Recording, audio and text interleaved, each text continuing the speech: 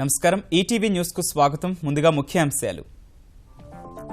గోదావరి పెన్నా అనుసంధానానికి రొట్టెల పండుగలో చంద్రబాబు సంకల్పం. బకింగ్హామ్ కాలువ ద్వారా జలమార్గం పునరుద్ధరణకు హామీ. నల్లధనంపై కేంద్రానికి ఏపీ అధికార విపక్ష నేతల లేఖలు.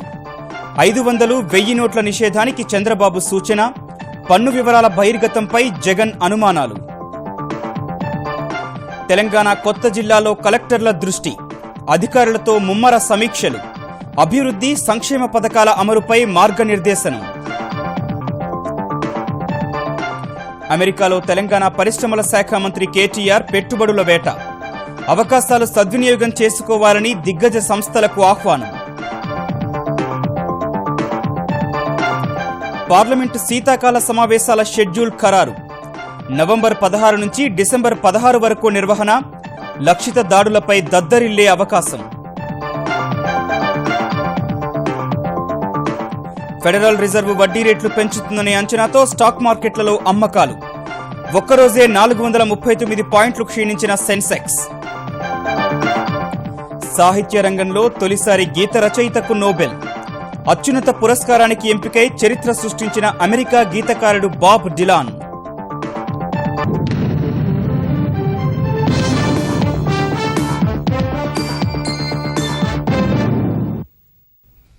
పేదరికం లేని ఆంధ్రప్రదేశ్ నిర్మాణమే లక్ష్యమని ముఖ్యమంత్రి చంద్రబాబు మరోసారి స్పష్టం చేశారు. నెల్లూరు జిల్లా బారా షహీద్ దర్గాలో జరుగుతున్న రొట్టెల పండుగలో పాల్గొన్న చంద్రబాబు రాష్ట్ర అభివృద్ధి, అమరావతి నిర్మాణ రొట్టెలను మార్చుకున్నారు. ఆంధ్రప్రదేశ్లోని ప్రతి ఒక్కరూ తమ సొంత కోరికలే కాకుండా రాష్ట్ర అభివృద్ధి కోసం రొట్టెలు మార్చుకోవాలని పిలుపునిచ్చారు. గోదావరి, పెన్నా నదులను అనుసంధానించి కరవకు ఆంధ్రప్రదేశ్లో స్థానం లేకుండా చేస్తామన్నారు. ఇదే సమయంలో నెల్లూరు జిల్లా అభివృద్ధికి పలు హామీలు ఇచ్చారు.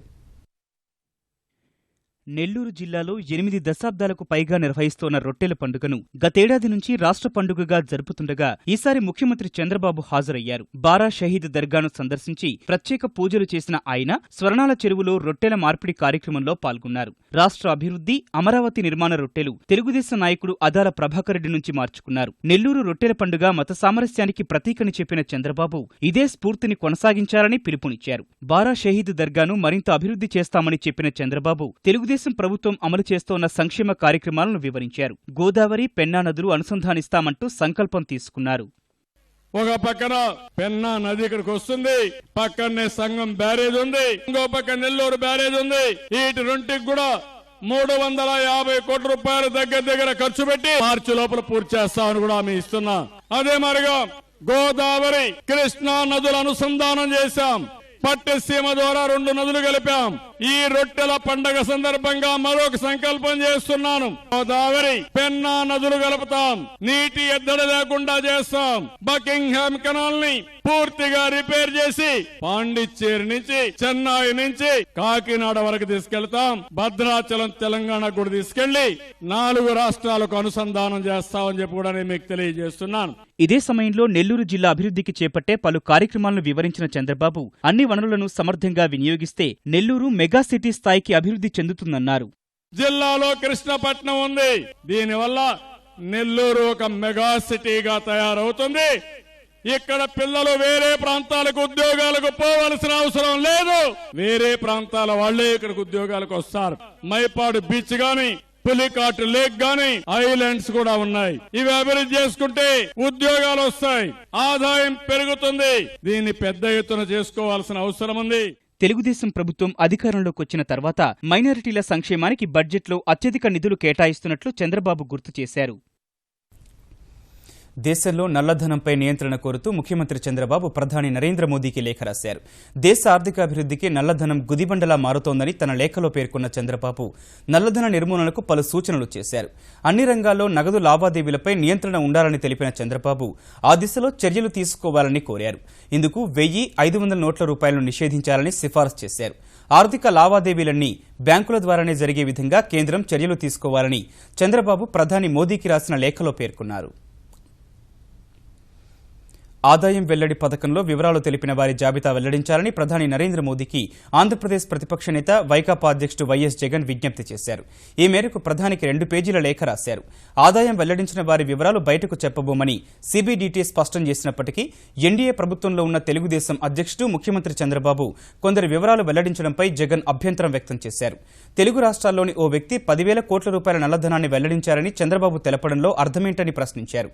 ఆదాయ వెల్లడి పథకం కింద ఆదాయ వివరాలు సమర్పించిన వారి వివరాలు గోప్యంగా ఉంచాల్సి ఉండగా ఆ సమాచారం చంద్రబాబుకు ఎలా తెలుస్తుందనే అంశాన్ని స్పష్టం చేయాలని ప్రధానికి రాసిన లేఖలో జగన్ కోరారు. ఖచ్చితంగా లెక్క చెబుతున్నారంటే 10,000 కోట్ల ఆదాయం వెల్లడించిన వ్యక్తి చంద్రబాబు బినామీ అయి ఉంటారని జగన్ తన లేఖలో తెలిపారు. అటు జగన్ లేఖ వ్యవహారాన్ని ఆంధ్రప్రదేశ్ ప్రభుత్వం ఎద్దేవా చేసింది.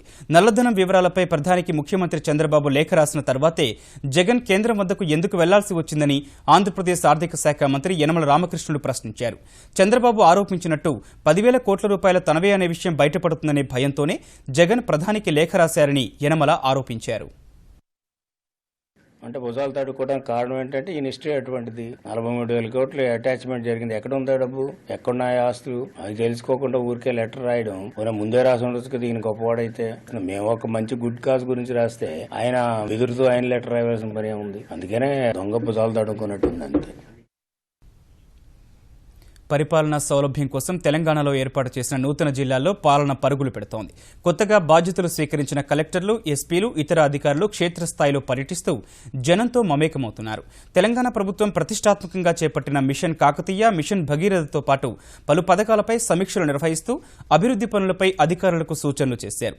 తమ పరిధిలోని కార్యాలయాలు, ఆసుపత్రులు, పోలీస్ స్టేషన్లను ఆకస్మికంగా తనిఖీలు నిర్వహిస్తూ అలసత్వంగా ఉన్న సిబ్బందికి దిశానిర్దేశం చేశారు. మౌలిక వసతుల కోసం కావాల్సిన నిధులపై నివేదికలు పంపాలని అధికారులని ఆదేశించారు.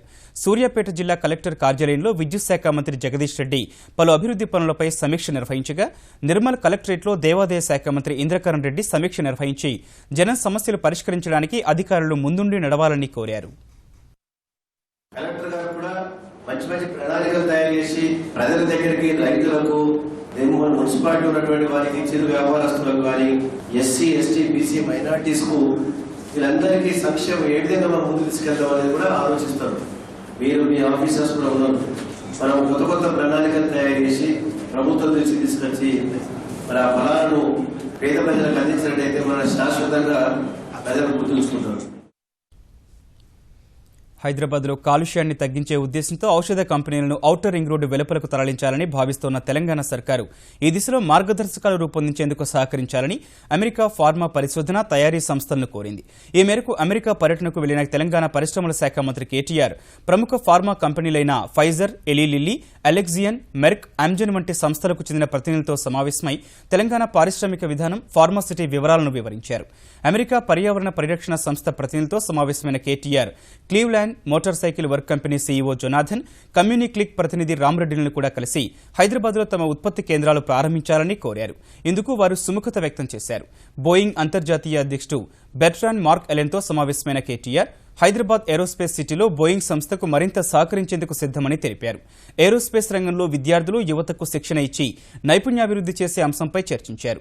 అంతకుముందు అమెరికాలో భారత తాత్కాలిక రాయబారి తరంజిత్ సింగ్ సంధూతో సమావేశమై తెలంగాణలో పెట్టుబడి అవకాశాలను అమెరికా పారిశ్రామికవేత్తలకు వివరించాలని కేటీఆర్ కోరారు. రష్యా అధ్యక్షుడు వ్లాదిమిర్ పుతిన్ 4 రోజుల భారత పర్యటనకు రానున్న వేళ ఆ దేశంతో ఆర్థిక సహకారం, ద్వైపాక్షిక వాణిజ్యం పెంపొందించే ఒప్పందానికి కేంద్ర మంత్రివర్గం ఆమోదముద్ర వేసింది. ఈ మేరకు ప్రధాని నరేంద్ర మోదీ అధ్యక్షతన సమావేశమైన మంత్రివర్గం జలవనరుల నిర్వహణ, యాజమాన్యంలో సహకారానికి హంగేరీతో కుదుర్చుకున్న ఒప్పందానికి ఆమోదం తెలిపింది. క్రీడారంగ అభివృద్ధికి సంబంధించి ఖతార్తో ఒప్పందానికి పచ్చజెండా ఊపిన కేబినెట్ జమ్మూలో Indian Institute of Management IIM ఏర్పాటుకు అంగీకారం తెలిపింది. ఇందుకు 62 కోట్ల రూపాయలు కేటాయించింది. ప్రస్తుతం తాత్కాలిక భవనాల్లో తరగతులు ప్రారంభించాలని నిర్ణయించిన మంత్రివర్గం 2020 నాటికి శాశ్వత భవనాలు నిర్మించాలని తీర్మానించింది. ఇదే సమయంలో ఢిల్లీ ఎయిమ్స్లో 60 ఏళ్ల క్రితం నిర్మించిన నివాస్ సముదాయాన్ని 4,441 కోట్ల రూపాయల వ్యయంతో పునర్నిర్మించేందుకు మంత్రివర్గం ఆమోదముద్ర వేసింది. జార్ఖండ్, బీహార్ మధ్య జాతీయ రహదారి నిర్మాణం కోసం 1,954 కోట్ల రూపాయలు కేటాయించింది. ఈ రహదారిలో భాగంగా గంగానదిపై 22 కిలోమీటర్ల వంతెన నిర్మించనున్నారు. ఇంధన సరఫరా, ధరలపై వ్యవహరించాల్సిన విధానానికి పచ్చజెండా ఊపిన మంత్రివర్గం ఇథనాల్, పెట్రోల్ ఉత్పత్తిదారులకు ప్రోత్సాహకం దిశలో నిర్ణాయక ధరకు ఆమోదం తెలిపింది. పార్లమెంటు శీతాకాల సమావేశాలు నవంబర్ 16 నుంచి డిసెంబర్ 16 వరకు జరగనున్నాయి. ఈ మేరకు హోంమంత్రి రాజ్నాథ్ సింగ్ నేతృత్వంలో సమావేశమైన రాజకీయ వ్యవహారాల పార్లమెంటరీ కమిటీ నిర్ణయం తీసుకుంది. సాధారణంగా నవంబర్ 3 లేదా 4 వారంలో ప్రారంభమయ్యే శీతాకాల సమావేశాలు ఈ ఏడాది ముందే నిర్వహించాలని పార్లమెంటరీ కమిటీ నిర్ణయించింది. వచ్చే ఏడాది ఏప్రిల్ 1 నుంచి వస్తుసేవల పన్ను విధానాన్ని అమలు చేయాలని భావిస్తోన్న కేంద్రం పార్లమెంట్ ఆమోదించిన ఈ బిల్లుకు వేర్వేరు రాష్ట్రాల్లో ఆమోదించినందున తదుపరి ప్రక్రియ వేగవంతంగా పూర్తి చేసేందుకు శీతాకాల సమావేశాలను ముందుకు జరిపినట్టు తెలుస్తోంది. ఈ సమావేశాల్లో రాష్ట్రాల ఆమోదం పొందిన కేంద్ర వస్తుసేవల పన్ను, ఏకీకృత వస్తుసేవల పన్ను బిల్లులను ఆమోదం పొందాలని కేంద్రం భావిస్తోంది. పాకిస్తాన్ ఉగ్రవాద స్థావరాల మీద లక్షిత దాడులపై ప్రభుత్వ ప్రతిపక్షాల మధ్య మాటల యుద్ధం, పాక్తో ఉద్రిక్తతలు కొనసాగుతోన్న వేళ జరగనున్న శీతాకాల సమావేశాల్లో వాడివేడి చర్చలు జరిగే అవకాశం ఉంది. ప్రపంచ సాహిత్య రంగంలో అత్యున్నత సేవలందించిన వారికిచ్చే నోబెల్ సాహిత్య పురస్కారం ఈసారి ఓ గీత రచయితకు దక్కింది. అమెరికాకు చెందిన గీత రచయిత, గాయకుడు బాబ్ డిలాన్ 2016 ఏడాది నోబెల్ సాహిత్య పురస్కారానికి ఎంపికయ్యారు. అమెరికా సాంప్రదాయ గీతాల్లో సరికొత్త కవితాత్మక శైలిని సృష్టించినందుకు డిలాన్ను నోబెల్ సాహిత్య పురస్కారానికి ఎంపిక చేస్తున్నట్లు స్వీడన్ స్టాక్హోమ్లో నోబెల్ కమిటీ ప్రకటించింది. గతంలో పలుమార్లు డిలాన్ పేరు నోబెల్ పురస్కారం కోసం పోటీలో ఉన్నట్టు వినిపించినప్పటికీ ఈసారి అవార్డుకు ఎంపికై ఈ పురస్కారం అందుకోనున్న మొదటి గీత రచయితగా రికార్డు సృష్టించారు. అమెరికా మిన్నోసోటాలో 1941 ఏడాది జన్మించిన డిలాన్ హార్మోని, పియానో, గిటార్ కూడా అద్భుతంగా వాయించగలరు.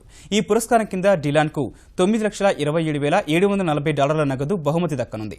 సాహిత్య పురస్కార విజేత ప్రకటనతో ఈ ఏడాది నోబెల్ అవార్డుల ఎంపిక ప్రక్రియ పూర్తి కాగా డిసెంబర్ 10న స్టాక్హోమ్లో నిర్వహించే కార్యక్రమంలో విజేతలకు పురస్కారాలు ప్రదానం చేయనున్నారు. పర్యాటక రంగాన్ని ప్రగతి ప్రధాన నడిపించేలా ఆ శాఖకు పూర్తి స్థాయిలో జవసత్వాలు తీసుకురావాలని ముఖ్యమంత్రి చంద్రబాబు నిర్ణయించారు. రెండో రోజు అమరావతి సచివాలయంలోని తన కార్యాలయంలో వరుస సమీక్షలతో సీఎం బిజీగా గడిపారు. పర్యాటక రంగ అభివృద్ధి, సంస్కృతి పరిరక్షణ, వారసత్వ సంపదను కాపాడేందుకు AP tourism, culture and heritage బోర్డును ఏర్పాటు చేయనున్నట్లు తెలిపారు. పర్యాటక రంగ అభివృద్ధికి ప్రణాళికలు రచించడం, పెట్టుబడులను ఆకర్షించడం, తెలుగు సంస్కృతిని పరిరక్షించేలా చర్యలు తీసుకోవడం, వారసత్వ సంపదను భావితరాలకు అందించడం వంటివి బోర్డు విధులుగా ఉండాలని సూచించారు. గిరిజన ఆధ్యాత్మిక పర్యాటకాన్ని ప్రోత్సహించాలన్న ఆయన సింహాచలం, అన్నవరం, శ్రీకాళహస్తి, కాణిపాకం, శ్రీశైలం సహా ప్రముఖ ఆలయాల అభివృద్ధికి మాస్టర్ ప్లాన్లు రూపొందించాలని ఆదేశించారు. ప్రతి ఏటా రాజధాని ప్రాంతంలో డిసెంబర్లో అంతర్జాతీయ సాంస్కృతిక పండుగను నిర్వహించాలని చెప్పారు. సచివాలయం నిర్మాణ ఆకృతులపై సీఆర్డీఏ అధికారులతో సమీక్షించిన చంద్రబాబు పాలనకు సంబంధించిన 5 భవనాలు ఒకే రకంగా ఉండేలా చర్యలు తీసుకోవాలని ఆదేశించారు. పాఠశాల విద్య, ఉన్నత విద్యలో వినూత్న మార్పులు తీసుకురావాలని ముఖ్యమంత్రి చంద్రబాబు విద్యాశాఖ అధికారులను ఆదేశించారు. ఉన్నత విద్యకు సంబంధించి ఆంధ్రప్రదేశ్ దేశంలో 5వ స్థానంలో ఉందని, నంబర్ 1 స్థానాన్ని చేరుకోవాలని లక్ష్యంతో పనిచేయాలని విద్యాశాఖ ప్రగతిపై నిర్వహించిన టెలికాన్ఫరెన్స్లో సూచించారు. అమరావతి, విజయవాడ, విశాఖపట్నం, తిరుపతిలో సేవారంగం, పారిశ్రామిక రంగం అభివృద్ధి చెందాలంటే విద్యారంగంలో ప్రగతి సాధించాలని తెలిపారు. హైస్కూల్ నుంచి విశ్వవిద్యాలయం వరకు ఇన్నోవేషన్ చాప్టర్ ప్రారంభిస్తున్నట్లు తెలిపిన ముఖ్యమంత్రి జిల్లా స్థాయిలో ఇంక్యుబేషన్ సెంటర్ పెట్టాలని ఆదేశించారు. రాష్ట్ర స్థాయిలో institute of incubation and innovation కేంద్రాన్ని అమరావతిలో పెడతామని తెలిపారు. ఈ కేంద్రాల ద్వారా పారిశ్రామిక, వాణిజ్యవేత్తలుగా ఎదగాలనుకునే విద్యార్థులకు అవసరమైన శిక్షణ ఇస్తామని వివరించారు. చెట్ల పెంపకం, పారిశుధ్య పరిరక్షణ, డిజిటల్ లిటరసీలో విద్యార్థులకు ప్రాజెక్టు వర్క్ చేయిస్తే ఎంతో మేలు జరుగుతుందని చంద్రబాబు వివరించారు. ప్రతి విద్యార్థి ఒక విజ్ఞానిగా రూపొందాలని ఆకాంక్షించిన ఆయన ఏపీని ఎడ్యుకేషన్ హబ్గా, నాలెడ్జ్ స్టేట్గా చేసే బాధ్యత ఉపాధ్యాయులు, అధ్యాపకులపై ఉందని ఉద్బోధించారు. రబీ పంటకు సాగునీటి విడుదలపై తెలంగాణ ప్రభుత్వం దృష్టి సారించింది. ఈ మేరకు హైదరాబాద్లోని సచివాలయంలో కార్యాచరణ ప్రణాళికపై ఉన్నత స్థాయి సమీక్ష నిర్వహించిన తెలంగాణ నీటిపారుదల శాఖ మంత్రి హరీష్ రావు ఈ నెల 18న చీఫ్ ఇంజనీర్లతో సమావేశం కావాలని నిర్ణయించారు. ఎస్ఆర్ఎస్పీ కింద 9 లక్షల ఎకరాలకు, నాగార్జున సాగర్ ఎడమ కాల్వ కింద 6,40,000 ఎకరాలకు నీరివ్వాలని హరీష్ ఆదేశించారు. చిట్ట చివరి రైతు పొలానికి సైతం నీరందేలా ప్రణాళికలు రూపొందించాలని దిశానిర్దేశం చేసిన మంత్రి వృధాగా పోతున్న గోదావరి జలాలతో తెలంగాణలోని చెరువులన్నింటినీ నింపాలని సూచించారు. భారీ వర్షాలకు సింగూరు, నిజాం సాగర్ ప్రాజెక్టుల గేట్లలో ఇబ్బందులు తలెత్తాయని, వర్షాకాలానికి ముందే ప్రతి ప్రాజెక్టు గేట్లను క్షుణ్ణంగా తనిఖీ చేసి అవసరమైన మరమ్మతులు చేయాలని అధికారులను ఆదేశించారు. సీతారామ, భక్తరామదాసు, డిండి తదితర ప్రాజెక్టుల పనుల పురోగతిపై సమీక్షించారు. నకిలీ విత్తనాలతో పంట నష్టపోయిన రైతులు, రుణమాఫీ సమస్యలు ఎదుర్కొంటున్న అన్నదాతలను ప్రభుత్వం వెంటనే ఆదుకోవాలని తెలుగుదేశం తెలంగాణ శాఖ డిమాండ్ చేసింది. రైతుల విషయంలో తెరాస ప్రభుత్వ వైఖరిని నిరసిస్తూ ఆ పార్టీ తెలంగాణ శాఖ అధ్యక్షుడు రమణ, కార్యనిర్వాహక అధ్యక్షుడు రేవంత్ రెడ్డి ఆధ్వర్యంలో వరంగల్ పట్టణ కలెక్టర్ కార్యాలయం వద్ద ధర్నా నిర్వహించారు. నష్టపోయిన మిర్చి పంట ఎకరానికి 40,000, పత్తికి 25,000 రూపాయలు చెల్లించాలని రమణ, రేవంత్ రెడ్డి డిమాండ్ చేశారు. నకిలీ విత్తనాలు విక్రయిస్తోన్న వ్యాపారులపై క్రిమినల్ కేసులు నమోదు చేయాలన్నారు. వేల మంది రైతులు ఆత్మహత్యలు చేసుకుంటే ముఖ్యమంత్రి కేసీఆర్ మాత్రం అన్నదాతల విషయంలో గొప్పలు చెబుతున్నారని విమర్శించారు. కేసీఆర్ ఫామ్ హౌస్ లో పంటలు పండినంత మాత్రాన రాష్ట్రం సుభిక్షంగా లేదు. కేంద్ర స్థాయిలోకి టీఆర్ఎస్ పార్టీ ప్రభుత్వం రావాల్సిందే, రైతాంగానికి న్యాయం చేయవలసిందే. రైతాంగం న్యాయం చేసేంత వరకు తెలుగుదేశం పడతంగా తెలియజేస్తున్నాం. ముఖ్యమంత్రి గారు చెప్తున్నారు, ఆయన పాలనలో రైతులంతా సంతోషంగా ఉన్నారంట. నీ పాలనలో రైతు రుణమాఫీ చేయక సరైన విధంగా రైతులను ఆదుకోకపోవడం వల్ల 2600 మంది రైతులు ఆత్మహత్య చేసుకున్నందుకు నీ రాష్ట్రంలో రైతులు సంతోషంగా ఉన్నారని మేము అనుకోవాలా? ₹1,00,000 రుణమాఫీ చేస్తా అని చెప్పి అధికారంలోకి వచ్చిన తర్వాత 4 విడతలు చేస్తా అంటే ప్రతి విడత మీరు ఇచ్చిన రుణమాఫీ సొమ్ము ఏదైతుందో బ్యాంకు మిత్తి కింద జమ చేసుకున్నందుకు రైతులు సంతోషంగా ఉన్నారా అని నేను అడుగుతున్నా. ఇబ్బందుల్లో ఉన్న రైతులను ఆదుకోవడంలో తెరాస సర్కారు పూర్తిగా విఫలమైందని భారతీయ జనతా పార్టీ తెలంగాణ శాసనసభాపక్ష నేత కిషన్ రెడ్డి విమర్శించారు. పంటలు కోల్పోయిన రైతులను ఆదుకోవాలనే డిమాండ్తో ప్రభుత్వ ప్రధాన కార్యదర్శి రాజీవ్ శర్మ కలిసి వినతిపత్రం సమర్పించిన కిషన్ రెడ్డి తర్వాత పలువురు సహచర నేతలతో సచివాలయంలోని ముఖ్యమంత్రి కార్యాలయం వద్ద ధర్నా చేయగా వారిని పోలీసులు అరెస్టు చేశారు. రైతు సంక్షేమం కోసం కేంద్రం విడుదల చేసిన నిధులను కూడా తెరాస ప్రభుత్వం ఖర్చు పెట్టడం లేదని కిషన్ రెడ్డి మండిపడ్డారు.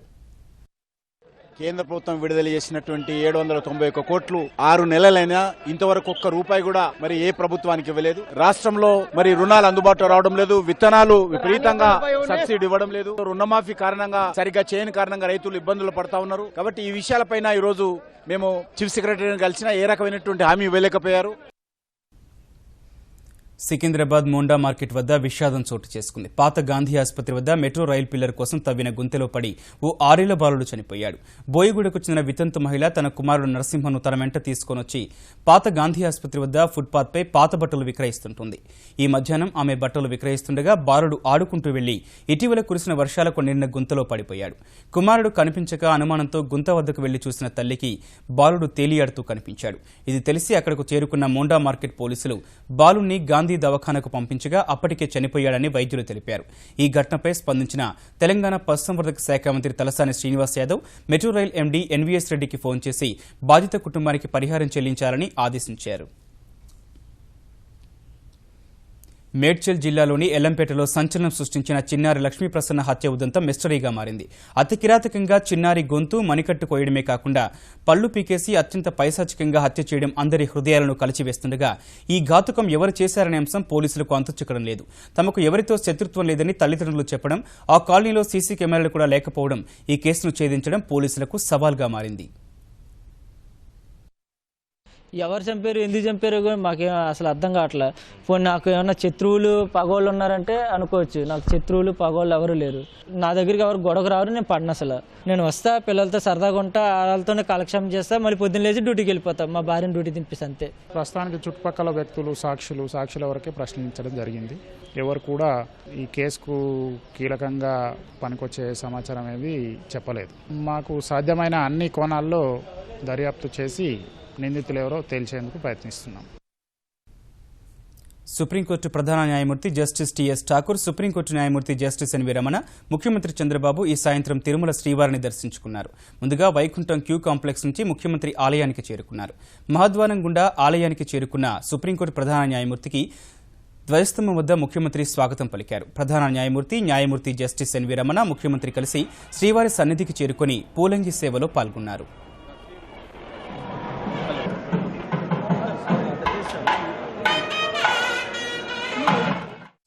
ముంబై బాంద్రా ప్రాంతంలో విషాదం చోటు చేసుకుంది. 5 అంతస్తుల భవనం కుప్పకూలి 6 ప్రాణాలు కోల్పోయారు.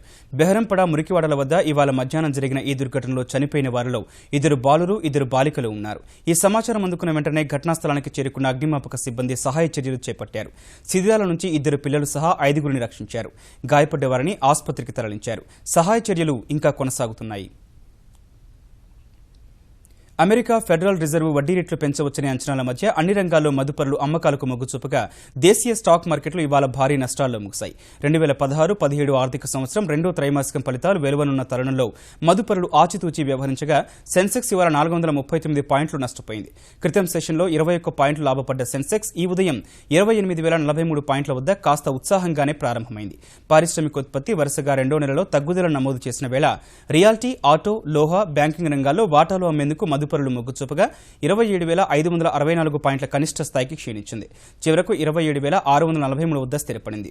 జాతీయ స్టాక్ ఎక్స్చేంజ్ సూచీ నిఫ్టీ 135 పాయింట్లు పతనమై 8,573 పాయింట్ల వద్ద ముగిసింది. ముఖ్యాంశాలు మరోసారి. గోదావరి పెన్నా అనుసంధానానికి రొట్టెల పండుగలో చంద్రబాబు సంకల్పం. బకింగ్హామ్ కాలువ ద్వారా జలమార్గం పునరుద్ధరణకు హామీ. నల్లధనంపై కేంద్రానికి ఏపీ అధికార విపక్ష నేతల లేఖలు. 500, 1000 నోట్ల నిషేధానికి చంద్రబాబు సూచన. పన్ను వివరాల బహిర్గతంపై జగన్ అనుమానాలు. తెలంగాణ కొత్త జిల్లాలో కలెక్టర్ల దృష్టి. అధికారులతో ముమ్మర సమీక్షలు. అభివృద్ధి సంక్షేమ పథకాల అమలుపై మార్గనిర్దేశనం. అమెరికాలో తెలంగాణ పరిశ్రమల శాఖ మంత్రి కేటీఆర్ పెట్టుబడుల వేట. అవకాశాలు సద్వినియోగం చేసుకోవాలని దిగ్గజ సంస్థలకు ఆహ్వానం. పార్లమెంటు శీతాకాల సమావేశాల షెడ్యూల్ ఖరారు. నవంబర్ 16 నుంచి డిసెంబర్ 16 వరకు నిర్వహణ. లక్షిత దాడులపై దద్దరిల్లే అవకాశం. ఫెడరల్ రిజర్వ్ వడ్డీ రేట్లు పెంచుతుందనే అంచనాతో స్టాక్ మార్కెట్లలో అమ్మకాలు. ఒక్కరోజే 439 పాయింట్లు క్షీణించిన సెన్సెక్స్. సాహిత్య రంగంలో తొలిసారి గీత రచయితకు నోబెల్. అత్యున్నత పురస్కారానికి ఎంపికై చరిత్ర సృష్టించిన అమెరికా గేయకారుడు బాబ్ డిలాన్.